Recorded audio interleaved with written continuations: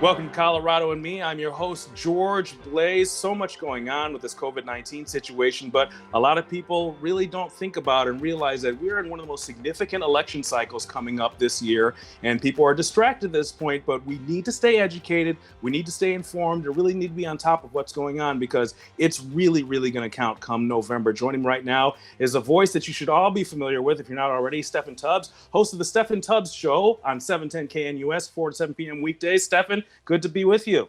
George, thank you so much for having me.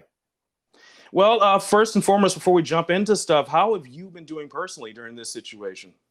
Boy, it's been weird times, hasn't it? I'll tell you, the biggest thing for me is not being able to, I guess, have a normal kind of situation with my kids. We love to go out. We love to enjoy the outdoors in Colorado.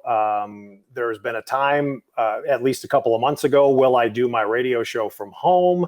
And because our building was basically shut down, there were only maybe at times 3 or 4 people in a building that normally has hundreds of people.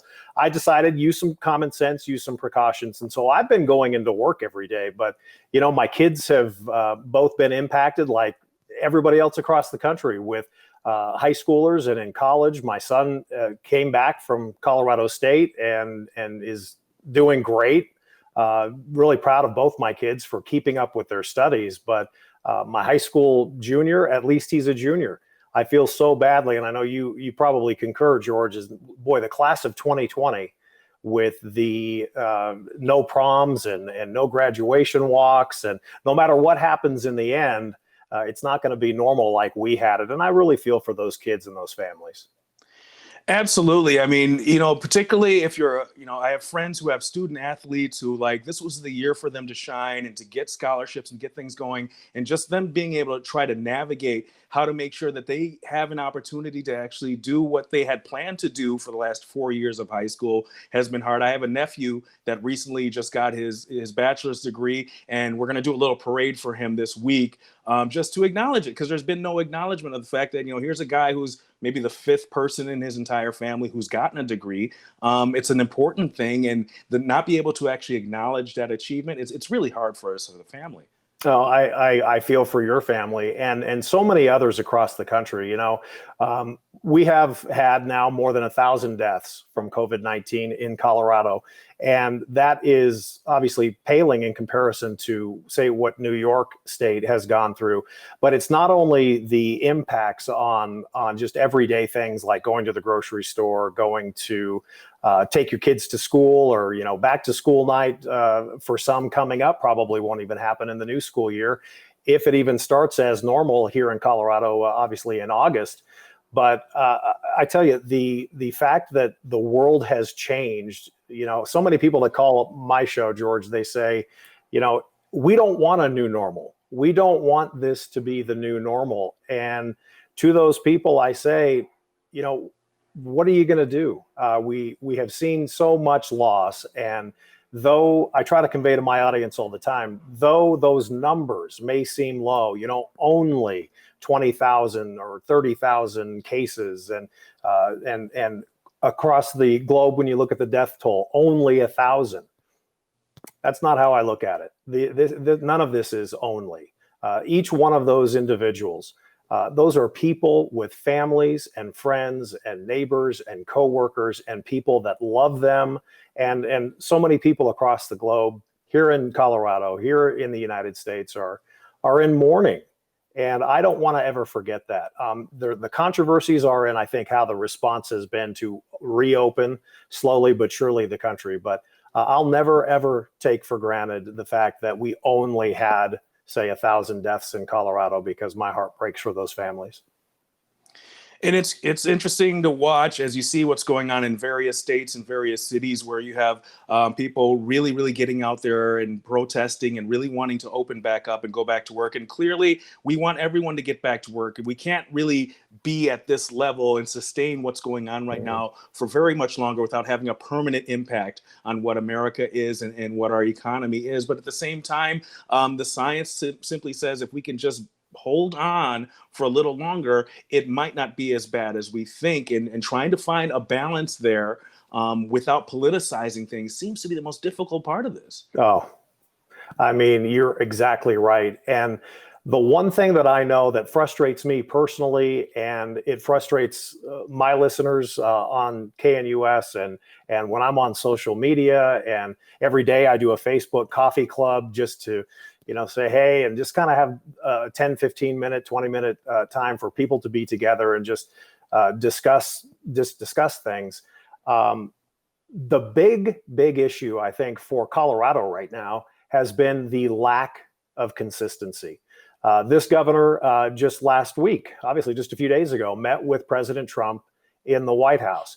And I don't want to get too political because, again, I feel for those that have been impacted by COVID-19. But I can tell you this: Mesa County and Eagle County, they are the little, what I call, and I'm going to be honest with you, George, I call them the governor's pet counties. Those are counties that have filed the right paperwork, they have been good little soldiers, and they've done the right thing, and therefore they've been able to open up a little bit more. You've got counties like Weld County, I call the Dennis the Menace County, where you've got a lot of people who say the government has infringed on us way too much. And so what can happen in one county but can't happen in another, or literally people know the division between Arapahoe County and Douglas County is literally county line road. Go figure. And when you can get a mani-pedi across the street in Douglas County, but you can't across the street in Arapahoe County, those are the things, George, that have made people so I think upset. And I personally understand that. We've got to be smart. You've got to use common sense. I wear a mask all the time going into the grocery store. I don't like it, but I feel like it's just my thing to do. And I don't feel like me wearing a mask is infringing on my rights. But I'm also not a business owner. And I can only understand, as to the best of my ability, to understand the frustration where one county can do this, but another county can't. And clearly for the residents of these counties, that's the thing. If I can literally drive across the road and the rules are completely different, why would I not do that? And then how does that impact what they're trying to do in my county to keep people safe and protected? Before we jump into the political scene and the election cycle here, I just wanted to share something with you this morning. I woke up this morning and my 11-year-old daughter, for some reason, she said she wanted a baked potato and an over easy egg for breakfast. So I'm like, all right, she's been watching YouTube clips and stuff like that. I'm like, I can do it. Let's do it. So I fixed it for her. And one of the eggs had a double yolk in it. And to see her eyes light up and to be able to just these little moments as a father to create magic for your family during these times, like these are the things that are really going to matter. Like really taking care of yourself, taking care of your family, showing love and showing that there's something bigger, there's something stronger, there's something that controls this. That's beautiful. First of all, you're super dad for, if you pulled off the potato, brother, you're something pretty good. But the double, what? I think that's actually a great example, because I have been able to, and look, we've heard Governor Andrew Cuomo say for weeks and weeks and weeks on these televised updates from his hard-hit state of New York, he consistently has said, I have the opportunity right now to become closer and grow closer to my kids that I would have normally not had. And I think I've learned that. Now, I've got to be honest with you. I'm not going to sugarcoat anything. I have seen my son, not as much as I'd like, because he's doing excellent in school, my high school junior, and he's played just a few video games. But I also do have this sense of, it is pretty cool. I know where my kids are. I know what they're doing. I know that they are, at least to the best of their ability, still being able to stay connected with their friends. And with you, with an 11-year-old, that's the age, as you well know, they still want to be with you. Just wait a few years, right? But that's what everyone keeps telling. Yeah, but at the same time, I think your example is something that I try to convey. We are blessed, those of us that have not been impacted by COVID-19. There is always someone worse than us, worse off than us. And look, I'm a man of faith, and you deal with what you're dealt. And we all only have, we got one shot at this, at least that we know of, and let's make the most of it. And that is by no means, George, trying to make light of the 36 plus million people that are out of work. It's really easy for people like you and me who can still have the ability to work. But at the same time, for those of us that have not been impacted, first of all, that should be your biggest blessing. And then second, be compassionate, be caring for those people that are much worse off than we are. I couldn't possibly have said it better than that. Well, let's talk about what's going on. We're jumping into a political cycle here that is of such significance, and yet people are distracted by what's going on, clearly because of the seriousness of the situation. The state of Colorado, fascinating as an example in American politics, because at this point, the Republican Party took a drubbing in 2018, and the vast majority of citizens and residents in Colorado would classify themselves as non-party and independent, which is unique in this country. Paint a picture for me of Colorado as a state, the electorate, and what's going to happen for the Republicans to make any kind of impact coming up in November. It's a great question. And with all due respect, this is a weird state when it comes to politics. It really is. You've got more unaffiliated voters than you do Republicans or Democrats. Now, full disclosure, I work for a conservative radio station, and I am a conservative, but I'm also very big on common sense. And I am one here to tell you, I tell my radio station all the time and our audience that, look, Donald Trump doesn't walk on water. He's made major mistakes. Barack Obama didn't walk on water. He made major mistakes. But that's American politics. There are no perfect people. Here in Colorado, I think it's going to be very interesting, believe it or not. I think it's going to be very interesting to see what happens in the next 90 to 120 days as to how well the Republicans can fare in this state. You are exactly right. In 2018, not to get too dramatic, but it was absolutely, that fight was over. That was a TKO in about 7 seconds in the first round. The Democrats did very well here. And I think for a lot of people, especially on the conservative side, the Republicans who either voted or maybe even didn't vote, they are seeing, and I hear them all the time call in, George, they say, this, that, or the other. And I asked some of them don't even vote. And I said, well, you know what? Elections have consequences. And this state, at least from the governor's mansion to the Capitol, this state is blue when it comes to the, obviously, the governor, Jared Polis. You've got the attorney general. You've got the lieutenant governor. This is very much a democratically run state. And it'll be a while before I think the Republicans can get a foothold. Our biggest race, as everybody knows, is Cory Gardner. Will he retain his seat as the Republican senator? And that remains to be seen. Former mayor of Denver and former Governor John Hickenlooper is certainly, he has his supporters. He's going to be in a primary between a guy, Andrew Romanoff, who used to be the former Speaker of the House. It's going to be very interesting. But I say to everyone, boy, if you complain and you don't vote, that falls on my deaf ears. Cory Gardner walks this fine line between being, I guess you would consider a mainstream Republican and not necessarily shying away from the idea of calling himself a Trump supporter. How does that play amongst Republicans in Colorado? You know what? Another great question, because I've seen this evolve over the last 12 months. Cory Gardner, full disclosure, is a friend of mine. I've known him for well more than a decade, and I think he is a very good man. He is a very good family man. I know his wife. I've met his children. We're not buddy and text every day, but Cory Gardner had a rap in almost all of 2019 that he is anti-Trump, that he never talks about Trump. He doesn't tweet about Trump. He doesn't talk about him in the public settings, in private settings. Who knows what he does? There was an incident real quick, George, last year where Cory Gardner did not attend the U.S. Air Force Academy graduation in 2019.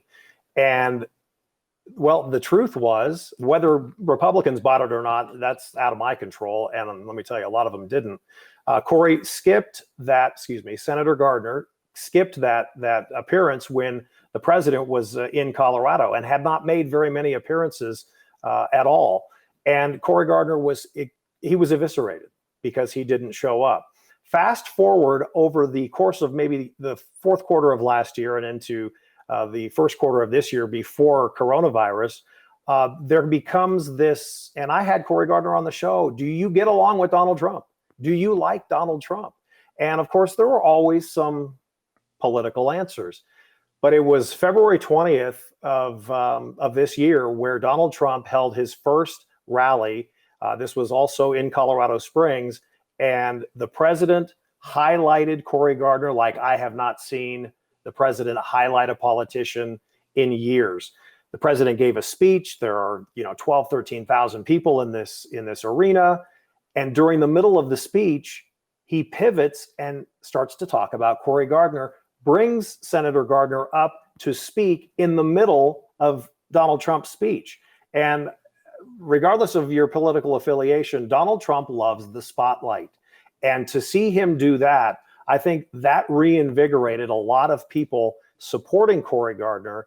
And the people, even Republicans who say, look, Cory Gardner is an anti-Trumper, I don't know if those people, George, will ever be convinced, but I think there's been this renewed, at least public image of Donald Trump and Cory Gardner, who they just met last week with Governor Polis and Cory Gardner and the North Dakota governor.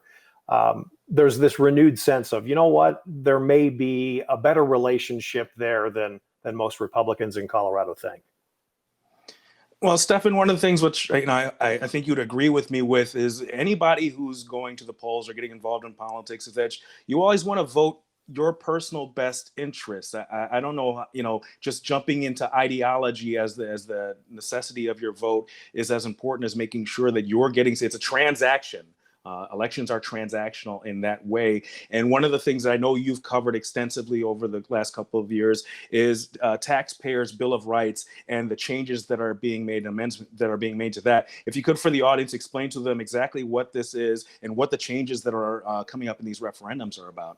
Yeah, I want to profess I am no expert on Tabor. As Coloradans know, it's the Taxpayer Bill of Rights, and it was led by a very controversial man named Doug Bruce, and he has had his own issues, but it's very interesting to watch now with the deficits. The city and county of Denver last week talked about tax revenues going down. Colorado is going to be, just like every other state in the union, is going to be extremely in the hole when it comes to, they haven't even for this year in the legislative session, because it's been suspended, they haven't even approved the budget for the coming year. I don't know how we are going to get out of the hole that we are in without raising taxes. And that is going to infuriate people. That is going to have them call in and say, I'm crazy, because even if you mention it, you must support it. And I don't. Hello, I'm a resident of Colorado. I don't want my taxes to go up. But the way that it is with having Tabor in place, you can't raise taxes unless it goes to the voters. And boy, I tell you what, if I had the ability to predict what's going to happen over the next 12 to 18 months with how Colorado is going to get out of its own hole, I probably would be a very rich man, because a lot of people want to know that answer. I think because of Tabor and as it exists right now, I think that it is at best a coin flip. Logical people may say, look, there's only one way to do it. They're going to have to tax us more. And those people that say, I don't want to pay another penny in taxes, they're going to be out in force as well. I know that's a wishy-washy answer, George, but it's to me fascinating, because at some point, something's got to happen. What will give, I guess, is the bigger question. It would seem that it would make sense, at least on the federal level, to look at some of these states like Colorado and Washington State, and in looking at the assistance that everyone's going to be needing in the next 12 to 18 months, and look at issues like legalized marijuana and the fact that there are so many federal blockades to really making this revenue as high and as effective as can be. States, and this is money that the state needs immediately. You would think that at a federal level there would make some changes that would make it easier for states to make their own money. As much as President Trump talks about the states have all this responsibility, it's up to the governors of these states to really take the lead. Well, give the states the freedom and the flexibility to do so with the revenue that they can generate. My man, you just gave me a great talk topic for tomorrow. I appreciate that. Seriously, that is absolutely a great point. If there is ever a time, look at Colorado and the revenue. That's a whole other show. Look at the revenue from legalized marijuana. Which, as a sidebar to that, Denver. I don't know, by the way, how many people are familiar with Denver had prohibition in 2020 for a whopping 2 hours before Mayor Michael Hancock realized, oh my God, this city and county, they're freaking out. So there's the exemptions of the legalized marijuana pot shops, the medical marijuana dispensaries, and liquor stores that are available. And that, again, was an entire huge can of worms. It's, again, why can't a pot shop be open, but I can't have my coffee to go place open? It goes back to what we talked about earlier, and that is the inconsistency. Now, seriously, the show that I'll have tomorrow on the air will be, what about closing at least some of the gap by federally legalizing marijuana, when you look at the hundreds and hundreds and hundreds of millions of dollars per year in sales taxes? I don't know, I don't partake, but I think it's 30-40% taxed. And maybe, just maybe, there are going to be some states, as you well know, that will never do this. But if you have them have the ability to, I don't know. Thank you for programming my show tomorrow. I appreciate that. Well, no problem. But I mean, it's one of these things, particularly when you look at companies like Anheuser-Busch and Coors that are ready to jump in with the marijuana thing, the CBDs, and adding these things to their product line as well. These are jobs. This is money. This is corporations that support these states in a lot of ways. And just at the federal level, if we could simply free them up to free market business and do their business, imagine the change it could mean. Imagine the votes you would get. Imagine what was a swing state would suddenly start to turn the other way. Man, it's a great point. And, the only thing is, and I don't know if you agree, but the one thing I could see what would happen if you take it down that road is, you're going to hear everything. It'll run the gamut. Why not legalize prostitution, legalize hard drugs, legalize, whatever, because there is, sadly, a need for those certain things that I mentioned. I think the real question is, back to, I guess, the basic point: what is this nation going to do without raising taxes? I could see, look at what are they going to do with could they get us via the fuel tax? The oil and gas industry in Colorado has been decimated. Gas prices have been in quite historic lows, not all-time lows, but will we see a federal gas tax that is going to try to close the gap? Will we see an effort to say, pick a state and, hey, you know what? We watched what Washington State and Colorado and now California and several others, Oregon, look at how much money they're generating back to legalized marijuana. I don't get into that topic much, George. First of all, I think it's like yesterday's news in Colorado. But when it comes to today's news of financial problems, I think it's a very viable option, whether you partake, like it or not. It's I think some people would say better than raising their own personal taxes. Well, in the last couple of minutes we have here, let's focus in on the Denver metro area. What would you say are the most important things for voters and citizens and residents to pay attention to leading into November, at least in the Denver area? I think the big thing for city and county of Denver, which I do not live in, but I've got friends on city council. I've covered Denver politics for parts of the last 4 decades. And, the big shift was the city council shakeup from this last election cycle. Denver Mayor Michael Hancock is in his final term. He'll be term limited after this. And Denver politics really got shaken up. There were a couple of people kind of in line, if you will, to become probably the next mayor. Logically, they're not even involved anymore. The big thing for the city and county of Denver, this weekend as we speak, is when are restaurants going to open? When are bars going to open? When are more businesses going to open? And again, the city and county of Denver, just like the rest of the state, consistent in certain areas, very inconsistent in others. You still can't go to a restaurant as normal anywhere in Colorado, as normal. Even if those couple of pet counties that the governor has kind of said, all right, you're doing it the right way, we'll let you do this. They're still at, half capacity. So politically, with election races, I'm not following those too closely because everything was done several months ago. But when will the city and county of Denver, when will the state of Colorado get back to some sense of normal? Remains to be seen, my friend. Well, Stefan, thank you so much. I appreciate talking today. I hope we get to talk again in the future. I'd love to call into the show sometimes, and maybe when you're doing this show tomorrow, we'll see if I can jump in and throw my 2 cents worth in there. I got your digit. You guys don't.